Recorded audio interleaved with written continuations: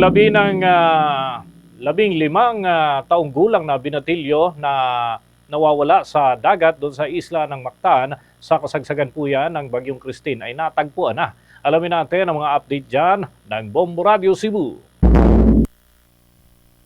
Natagpuan na ang bangkay ng 15 taong gulang na lalaki matapos itong maligo kasama ang kanyang kasintahan noong Miyerkules ng hapon Oktubre 23, 2024 sa kasagsagan ng malupit na pagugupit ng Bagyong Christine. Kahapon araw ng Biyernes, natagpuan ng mga divers ng rescue team ang bangkay ni Sian Clanton Pedrosa sa Sitio Lupa, Barangay Punta Engaño, Lapu-Lapu City, Cebu. Sa eksklusibong panayam ng Bombo Radio Cebu kay Lapu-Lapu City Mayor Jonard Ahong Chan na sinabing natagpuan ang bangkay ng biktima sa harap ng beach ng isang hotel sa lugar na narecover ng mga rescuer na binubuo ng mga miyembro ng City Environment Natural Resources Office o CENRO, City Disaster Risk Reduction and Management Office, Philippine Coast Guard Lapu-Lapu Substation at Korean Diving Volunteers. Nabigyan na ng burial assistance ang pamilya ng bata at sinagot na rin ng lokal na pamahalaan ang iba pang gastusin katulad ng salibing at handa ring magbigay pa ng tulong kung kinakailangan. Kaugnay nito, pinayuhan ng publiko ng mga otoridad na iwasan ang anumang aktibidad na may kinalaman sa mga tubig kung sakaling magkaroon ng masamang panahon,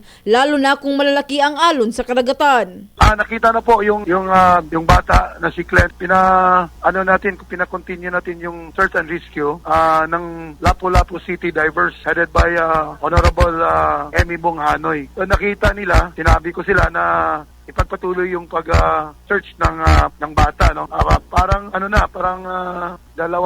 tatlong araw na pina-search natin yung bata. Mabigay po natin ng yung burial assistance, yung gastusin ng punerarya.